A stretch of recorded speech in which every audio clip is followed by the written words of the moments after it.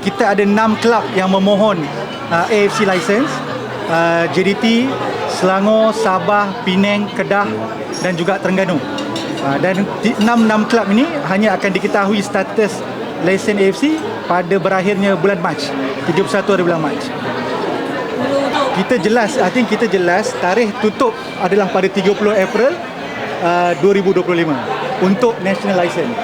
Jadi kelab harus memastikan sebelum 30 April pada hari tersebut perlu upload segala dokumen-dokumen berkaitan untuk memastikan kelab dapat bersaing pada tahun hadapan.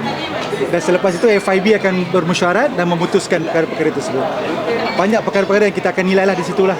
Pada hari ini dah bermula jualan secara online di JDT kepada pemegang-pemegang tiket priority, dan pada 19 hari bulan tiket-tiket akan dijual kepada penyokong-penyokong JDT dan juga pasukan Seri Pahang FC secara online.